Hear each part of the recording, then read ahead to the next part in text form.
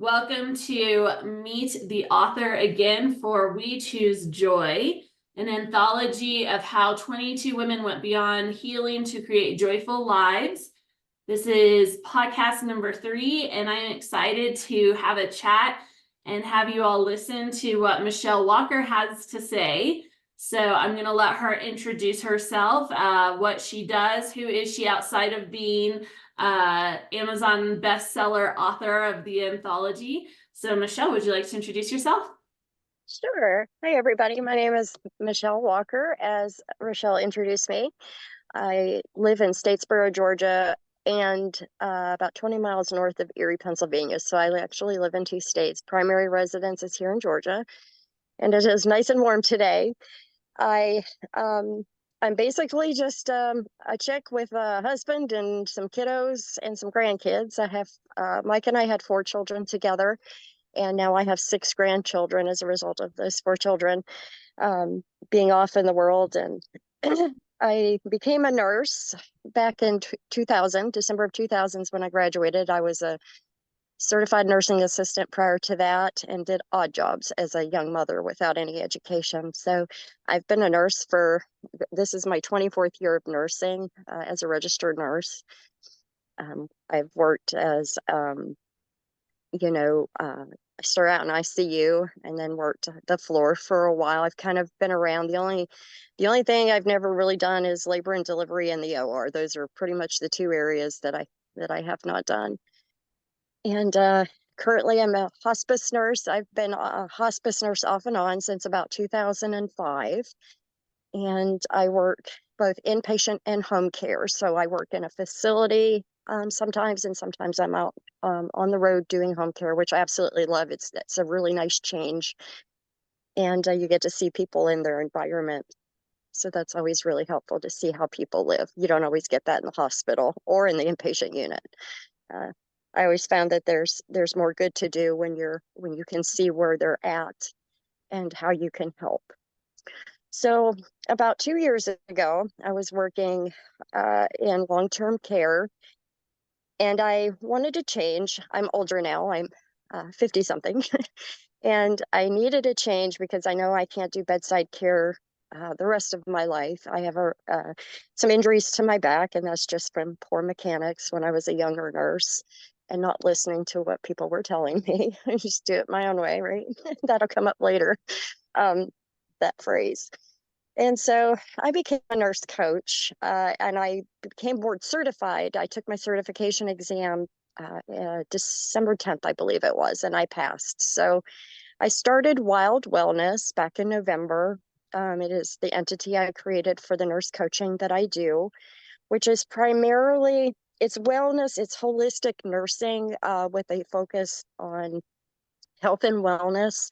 But it seems to me that a lot of people that come to me have emotional, relational, those kind of issues that need to be resolved before we can ever progress upward. If you're familiar with Maslow's hierarchy of needs, that is something that nursing draws from a lot. And if people don't have their basic needs met, food, shelter, clothing, those kind of things. And then as you move up, you have love and acceptance, and you build relationships till you get to the tippy top, which is your self-actualization, where you're a very well self-adjusted, functioning person, and you know exactly what you want in life, and you're taking the steps internally and externally to get there without too many issues internally. And so what I find when I'm coaching clients in health and wellness, that a lot of what they deal with is emotional, how they feel about themselves, how others have treated them and kind of shaped their own belief system about themselves. And a lot of it gets into the spiritual. So that's kind of where I do my coaching. It always starts off with, I want to be a better version. I want to lose 10 pounds, or I want to, my A1C, my diabetes is kind of off the chain. And I want to know what I can do to be a better version of myself. And it always comes back to self-perception and what you think about yourself. And so that's kind of what I do. And we do that. I basically just tell people, as a hospice nurse, I've learned that you have to do the things you've always wanted to do, or at least try. Because what I find in my patients is that they get to the end of their life and they've got 3 to 6 months of life left, and they haven't done the things that they wanted to do. And there's a lot of regret tied to that. And there's a lot of difficulty. They tend to have more symptoms at the end of life that we're trying to control because it's internal anguish. And Oh, there's no medication that you can take that can get rid of that. oh, So, thank you for sharing that, because that just like yeah, speaks volumes to like my next question of like what made you decide to write a chapter. And it seems like, just your giving capacity and all of the things um definitely influence this question. So what made right. you decide to write your chapter, and can you share with us a little bit about your chapter? Sure.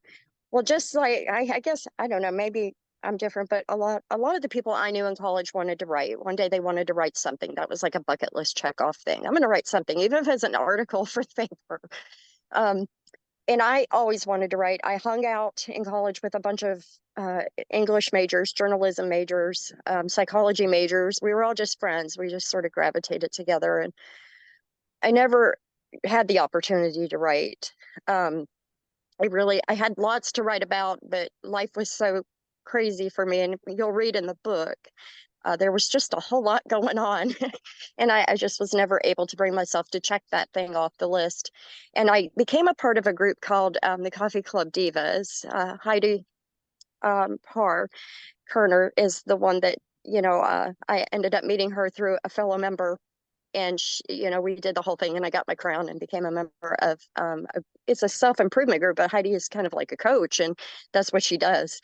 And she takes us and refines us. But we went to my crowning meeting at the Vietnamese restaurant in Erie called Saigon Nights, which is owned by a diva. And there was an author there. Her name was Linda, the curator of our book, and she was congratulating all her authors on joining the effort to write this book called We Choose Joy.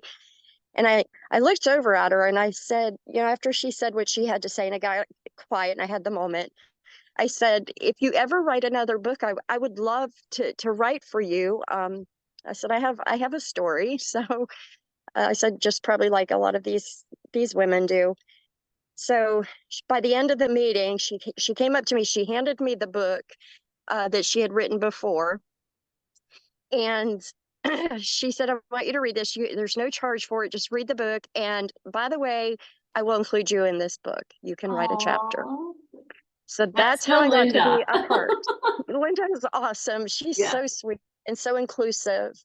And she really just wants women to have to do better and to follow their dreams, just like Heidi does. They're like a great pair. So that's how I got included in the in for the chapter for We Choose Joy. And Do you mind it's a sharing a very little bit about your chapter? sure. So life is chaotic, and so that's where we got the theme for the chaos, and I talk about that in my chapter. We all come onto this earth, and we have to make our own way. Even in the Bible, the major figures in the Bible, they all had to find their way. And so sometimes you just there is no fault of your own, and you just experience things that are not pleasant. They're horrific sometimes.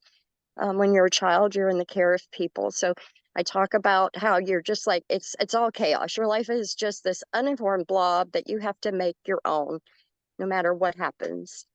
I heard a saying one time that says we're not responsible a lot of times for the things that happen to us, but we are responsible to heal from them. So that is our challenge in life, is to heal from things that we didn't do to ourselves. And so I talk about some of those things in the book. Of course, there was a whole lot more, but you're limited by word count and things, of that nature. Yeah. And so you have to try to put the highlights in. And I think that's kind of what I did. And I experienced abuse, and I needed to get that out of me. I have gone through trauma-based therapy with a therapist. And one of the things she talked about, and I remember clearly that I included in the book, was, my mom, what would you say to her today? And I ended up writing a letter to her years after my therapy. When I went back to Erie, and I didn't talk about this in the book because it's just so much with the word count and all, but I became a realtor in Erie with Coldwell Banker. And I wrote a letter to her the day that I passed my exam and turned all that into the brokerage. Went by, she's buried in Erie, and I went by her headstone and I sort of had this long letter. And I wrote what I had to say and that I loved her and forgave her. And I tucked it up under her stone. Oh, wow. So I imagine the rain washed those words away, but they made their way to her. And I really believe that. So at least got it out of me. That So is so I was, powerful. Thank you for sharing. yeah, Wow. I didn't put that in my book because one, I have relatives and things of that nature that would read the book. And some of those relatives, I really choose not to discuss anything other than what I put in the book. Right. Some things are just private because when you read my chapter, you'll understand I had many people that abused me within the context of my family, not just my mom. Yeah. So, yeah, so that's kind of, you know, what I included in my book. But the takeaway from my chapter is that all these bad things happen, they shape you, and it's how you deal with it that really matters. And you are enough to accomplish anything in your life, even if every card in your life is stacked against you.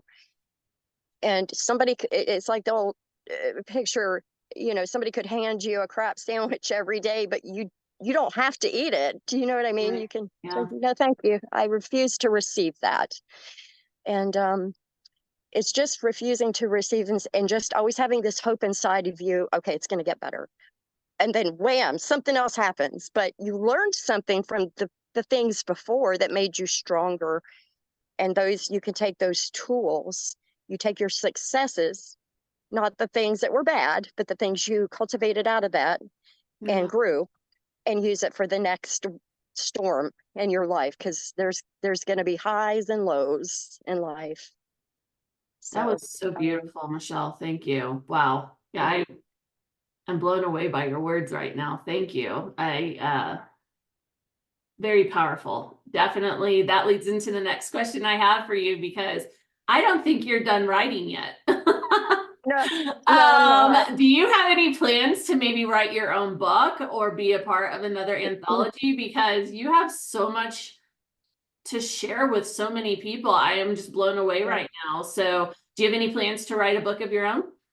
I do, and I'm actually working on one now, but it's more of a coach-based book. I'm working with Aurora Borealis that wrote our anthology, that published our anthology, and I'm working with Corey Wamsley on that book. I just started, like I just got my first chapter written, and all the words in red that come back, just like in English composition in college, you have the red line. But like Corey said, these are opportunities for growth, and it'll get better as you go. So yes, I'm currently writing a book. It's a fictitious story, kind of like what I told them in our group meeting was that I'm reading The Anatomy of Peace, and my daughter actually gave me that book because she's like a counselor in a wilderness program for troubled youth. That's what she does. She's like almost like a therapist, and she gave me that book, and I'm like, well, this is cool because I love fiction. I love imagination. I love the creativity that somebody puts into every word, every scene, every detail of a book.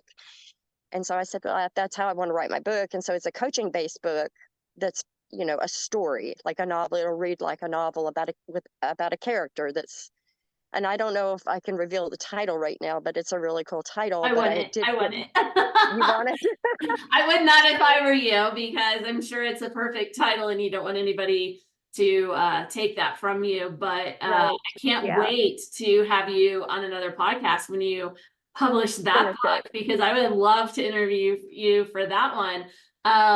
But do you think that you might ever be part of like another anthology if it would present itself? Yeah, if it presented itself, absolutely. Yeah, Yeah. absolutely. What kind of topics do you think that you would be gravitated towards, or that you would gravitate Definitely, towards?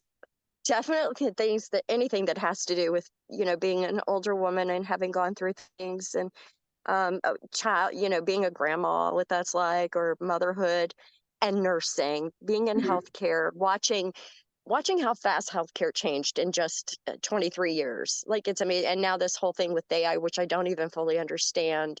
But I know as a photographer, when I had my photography business, a lot of my friends and fellow members of the board that I sat on as a professional photographer in Georgia, a lot of those people are struggling to come to terms with AI because how is it we say it's taking the creative aspect of who we are out of Yes. the creating. Yes. And it's very frustrating for a lot of photographers. It takes the Yes, I artist out agree of with the that. artist. So Any kind of thing that AI is taking in terms of, also being an author myself and mhm, writing future pieces and everything. I really struggle with AI. Everyone can use it to the capacity that they want to and what have you, yeah, but I think it takes away the authenticity of someone's story, and all the things, whether it's through a photo, whether it's through writing words. I like to use AI for recipes because that's yeah, what I struggle with, and that's a right, great tool. But yeah, I totally agree with the AI. yeah, I think that's something that is going to be a future podcast that we need to talk about as creative people, yeah, because it's taking jobs away too, and that's something yeah. that A- And it will in healthcare. It absolutely will in healthcare. yeah, that's There's a sad. lot of things that I'm privy to as a nurse. Most nurses are, if you're informed of how AI will eventually affect not necessarily the bedside care, but a lot of what we do, Yeah. which can be both a blessing to nursing and it can be a curse, because we are understaffed and anything a computer can do good is welcomed. But Yeah. it's kind of it's frightening when it's unfamiliar territory, right? Exactly. Well, thank you so much. Is there anything else, any other messages, words of wisdom, anything else that you would like to share with the listeners today? Yes, I would. And this just comes from my business and being a coach that um, anything that you love to do, I don't care how much AI is in the world, just do it. Don't try to do something like if you've always had an interest in creating something, art, music, hiking, getting out and camping, being outside, that's where the healthy is. The healthy is outside of us. We just have to go find it. Um, but I encourage anybody to take up something new. We know from the nun study that people that open themselves up to new information and go through a challenge, that it strengthens the brain's connections. It helps stave off dementia. That group of nurses just, they read a lot and they did things. They got outside, they took trips, they did all kinds of things. And none of those nurses suffered from dementia in their old age. Oh, So it's wow. very important that you challenge your brain. Your brain needs the challenge. And that's why, even in the book, all those things that happened to me, they were challenges. And you just have to meet the challenge and do your best to overcome it. And so I encourage you, pick up a paintbrush, pick up a little cheap watercolor box set and a piece of computer paper and just start putting something on there. Oh, Pick up a little Casio keyboard if you've always wanted to play the piano. I taught myself how to play, and those were the things that helped my spirit go through the things that I went through. Just being able to have an outlet. So do that. Just pick up something new um, if you need some guidance on that. Feel free to send me a message I and I love can that. help you work that out, because those are things people can't take away from you ever. I painted that. I took that picture. I wrote that song. Nobody will ever take that away from you. I love that. And So, this is like the perfect way to end a perfect podcast. So thank you for all the value you gave us in this very short amount of time. Thank you for sharing other parts of your story. And I look so forward to what your future is going to look like and how much you're going to share with everyone that you come in contact with. I know that our first meeting was such a special connection, when we were in the process of writing the book together. And you're just a very beautiful, special individual. And I'm very blessed to call you a friend and a co-author of this book. So thank you everyone for listening. And I will provide all of Michelle's information, any contact information or anything like that with this podcast. So with that, thank you for listening to episode 3, and we'll chat with the future authors in the future. Thank you.